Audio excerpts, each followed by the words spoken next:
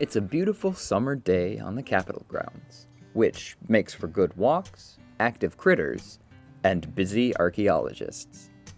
So what we're doing today is we're testing our geophysical equipment in preparation for going out to do a project where we're looking for the potential location of a mammoth. And we're testing it to make sure that all the equipment works, all the batteries work, there's no foreseen issues that we can correct before we're actually out in the field with the machines, because it's been sitting all winter and we want to make sure it's all working. The mammoth in question is rumored to exist under a garage in northwest North Dakota. Hopefully. We'll see what we can actually find. There may not be anything there, or we may not be able to see it with the equipment, depending on what the local conditions are. Our search takes us to an idyllic farm. But while the horses are busy munching, our paleontologists are digging.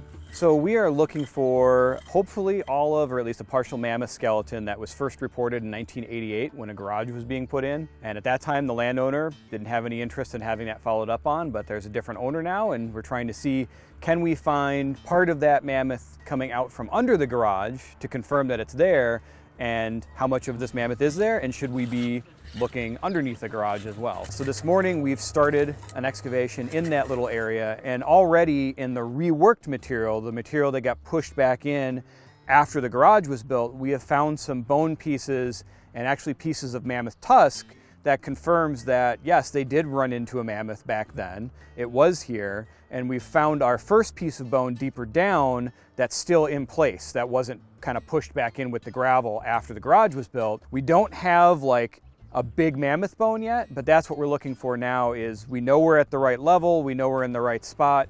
Are there still big mammoth bones here?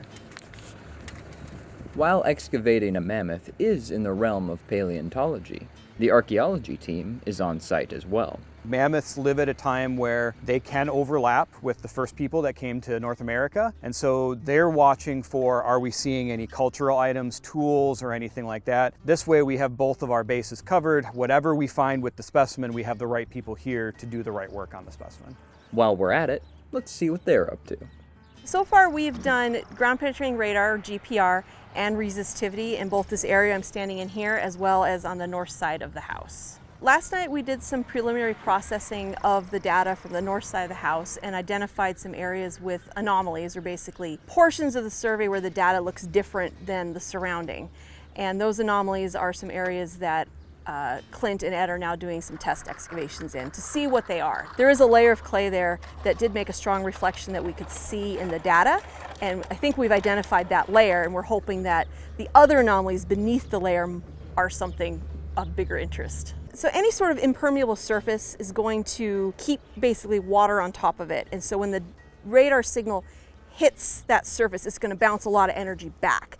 And that's what I'm thinking we're seeing with that clay, is clay often makes a really strong reflector like that, can maybe have water pooled on top or might have water trapped underneath, and that makes a really strong reflection in the data. And then below that we have some other anomalies that are more point anomalies, which potentially could be the bone, could be rocks. We haven't found any large bones yet. So I don't think that necessarily... Back at the office, the team meets to discuss their findings.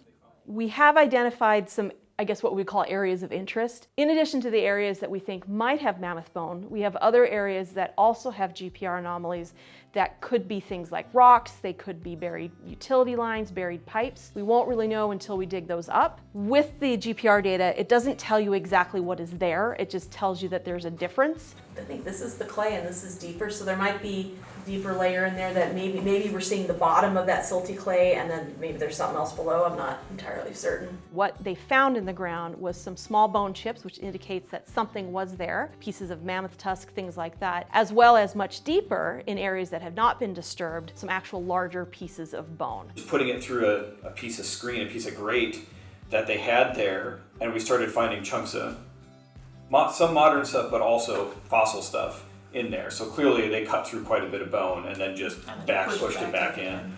So we're yet to see if those larger pieces of bone are directly correlated with the GPR anomalies. We'll need to do some more work to figure that out. No anthropological artifacts have been found. However, the paleontologists brought back multiple samples from the site. And those will go right down to the lab. Cleaning and cataloging each fragment takes a lot of time, attention, and patience. It's a big job. The digging season may be over, but the team has their work cut out for them. Next year, when the weather is warm again, we hope to discover more about this humongous beast buried beneath a concrete slab.